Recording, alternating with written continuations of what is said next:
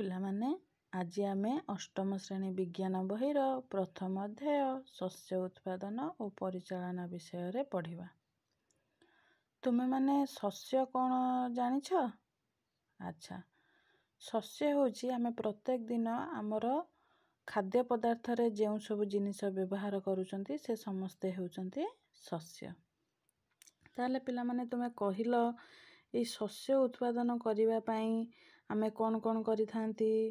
ତୁମେ ଦେଖିଥିବ ତୁମ ଘରେ ବଗିଚାଟେ ନିହାତି ଥିବ। ସେ ବଗିଚାରେ କିଏ ଚାଷ କରନ୍ତି? ବାପା ହୁଅନ୍ତୁ, ଜେଜ ହୁଅନ୍ତୁ, ମା ହୁଅନ୍ତୁ, ସେମାନେ ଚାଷ କରିଥାନ୍ତି। ତାହେଲେ ଏଇ ଚାଷ କରିବା ପାଇଁ ବିଭିନ୍ନ ପ୍ରକାରର ଯନ୍ତ୍ରପାତି ଆମର ଆବଶ୍ୟକ ପଡ଼ିଥାଏ, ଯେମିତିକି ଖୁରୁପି, ଦାଆ, କୋଦାଳ, ଲଙ୍ଗଳ, କତା, ଆହୁରି ଅନେକ କିଛି। ଆଚ୍ଛା, ଏବେ କହିଲ ତୁମେମାନେ ଯେ ଆମେ ଶସ୍ୟ କ'ଣ ପାଇଁ ଉତ୍ପାଦନ କରିବା? ନା, ତାକୁ ଆମେ ଆମର ଖାଦ୍ୟ ରୂପରେ ବ୍ୟବହାର କରିବା ପାଇଁ। ତାହେଲେ ଆମେ ଖାଦ୍ୟ କ'ଣ ପାଇଁ ଖାଇବା? ନା, ଜୀବନ ବଞ୍ଚିବା ପାଇଁ।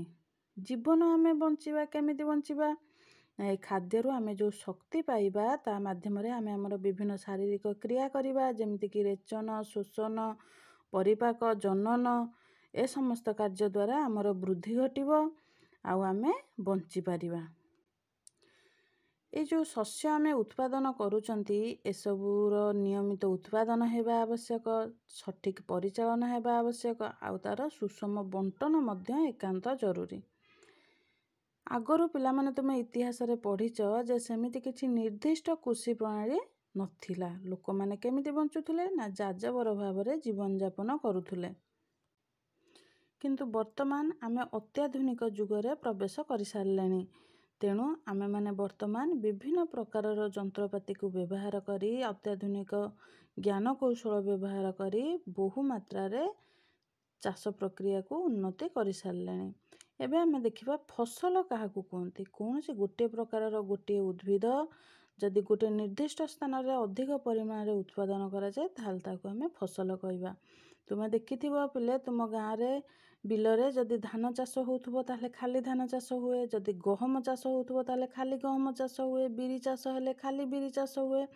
ତେଣୁ ଆମେ ଧାନ ସାଙ୍ଗରେ ଗହମକୁ ମିଶାଇକି ଚାଷ କରିବାନି, କି ବିରି ସାଙ୍ଗରେ ଆମେ କୋଳଥକୁ ମିଶାଇକି କି ମୁଗକୁ ମିଶାଇକି ଚାଷ କରିବା ନାହିଁ। ଯେଉଁ ଜମିରେ ଆମେ ଚାଷ କରିବା କେବଳ ଗୋଟିଏ ମାତ୍ର ଫସଲ ହିଁ ଚାଷ କରିବା। ତୁମେମାନେ ଜାଣିଛ ଯେ ଭାରତ ହେଉଛି ଏକ ବୃହତ୍ କୃଷି ପ୍ରଧାନ ଦେଶ। ଏହି କୃଷି ପ୍ରକ୍ରିୟାକୁ ଭାରତର ତାପମାତ୍ରା, ଆର୍ଦ୍ରତା, ବୃଷ୍ଟିପାତ ବହୁତ ପରିମାଣରେ ପ୍ରଭାବିତ କରିଥାଏ। ପିଲାମାନେ ଏବେ ଆମେ ଦେଖିବା ଯେ ଫସଲ ହେଉଛି ଦୁଇ ପ୍ରକାରର। କ'ଣ କ'ଣ? ନା, ଖରିଫ ଫସଲ ଆଉ ରବି ଫସଲ। ଖରିଫ ଫସଲ କେବେ ଚାଷ କରାଯାଏ? ବର୍ଷା ଦିନେ ଚାଷ କରାଯାଏ। ରବି ଫସଲ କେବେ ଚାଷ କରାଯାଏ? ଶୀତ ଦିନେ ଚାଷ କରାଯାଏ।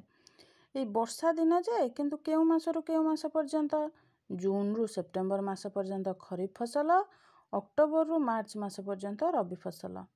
ଖରିଫ ଫସଲର ଉଦାହରଣ କ'ଣ? ଧାନ, ମକା, କପା, ସୋୟାବିନ୍, ଚିନାବାଦାମ, ଏମିତି ଖରିଫ ଫସଲର ଉଦାହରଣ। ତାପରେ ରବି ଫସଲର ଉଦାହରଣ କ'ଣ? ଗହମ, ବୁଟ, ମଟର, ସୋରିଷ, ଏସବୁ ରାଶି, ଏସବୁ ରବି ଫସଲର ଉଦାହରଣ।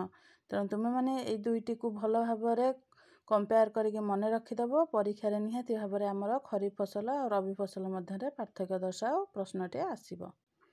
ତାପରେ ଦେଖିବା ପିଲାମାନେ ଆମେ କୃଷି ପ୍ରଣାଳୀ। କୃଷି ପ୍ରଣାଳୀ କ'ଣ? ନା, ଯେଉଁ ପଦ୍ଧତିରେ ବା ଯେଉଁ ଉପାୟରେ ଆମେ କୃଷି କାର୍ଯ୍ୟ କରିଥାନ୍ତି ତାହାକୁ କୃଷି ପ୍ରଣାଳୀ କୁହନ୍ତି। କୃଷି କାର୍ଯ୍ୟ କରିବା ପାଇଁ ଆମକୁ ମୁଖ୍ୟତଃ 7ଟି ପ୍ରଣାଳୀ ଦେଇକି ଯିବାକୁ ପଡ଼ିବ। ପ୍ରଥମଟି ମୃତ୍ତିକାର ପ୍ରସ୍ତୁତି, ଦ୍ୱିତୀୟରେ ମଞ୍ଜି ବୁଣା, ତୃତୀୟରେ ଖତ ସାର ପ୍ରୟୋଗ, ଚତୁର୍ଥରେ ଜଳସେଚନ, ପଞ୍ଚମରେ ଅନାବନା ଗଛର ଦମନ, ଷଷ୍ଠରେ ଅମଳ ଆଉ ସପ୍ତମ ଶେଷରେ ଆମେ କ'ଣ କରିବା? ଅମଳ କରିଥିବା ଶସ୍ୟକୁ ସଂରକ୍ଷଣ କରି ରଖିବା।